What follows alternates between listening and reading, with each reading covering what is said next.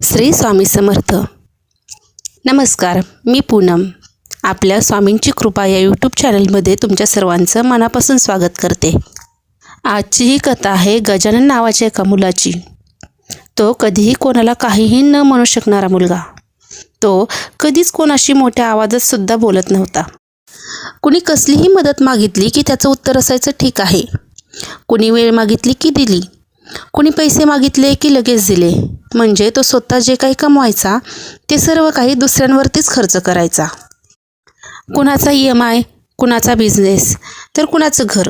सगळ्यांच्या मदतीसाठी गजानन लगेच हजर असायचा. सगळेजण म्हणायचे, तू खूप चांगला मुलगा आहेस. पण या चांगुलपणाची किंमत फक्त तोच मोजत होता. लोक त्याचा फायदा घेत आहेत हे त्याला माहीत होतं.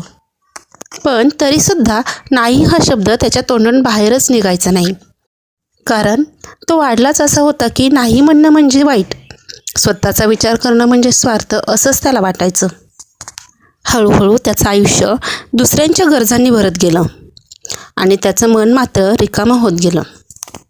एक दिवशी तो स्वामींच्या फोटोपुढे बसला आणि स्वामींना विचारायला लागला की स्वामी, मी इतकं देतो पण माझ्याकडे काहीच का उरत नाही. त्या रात्री त्याच्या स्वप्नामध्ये श्री स्वामी समर्थ आले. स्वामी त्याला म्हणाले, तू चांगला आहेस पण तू स्वतःला विसर. नाही म्हणणं म्हणजे वाईट नाही. स्वतःला वाचवणं म्हणजे पाप नाही. मी तुला देणारं बनवलं पण रिकामं होण्यासाठी नाही. आणि अनेक दिवसानंतरसुद्धा काहीही चमत्कार घडला नाही. लोक थोडी एका दिवसात बदलणार होते, पण गजानन मात्र हळूहळू बदलायला लागला. पहिल्यांदाच का होईना पण त्याच्या तोंडून आत्ता नाही जमणार हे वाक्य बाहेर पडलं. काही लोक नाराज झाले, काही रागावले, तर काही दूर निघून गेले. पण जे खरंच आपले होते ते थांबले. पण यानंतर गजाननला सुद्धा स्वतःसाठी थोडा वेळ मिळाला. हे नीट लक्षपूर्वक ऐका. श्री स्वामी समर्थ महाराज सुद्धा म्हणतात, सगळ्यांसाठी हो म्हणणारा माणूस एक दिवस स्वतःसाठी काहीच उरत नाही.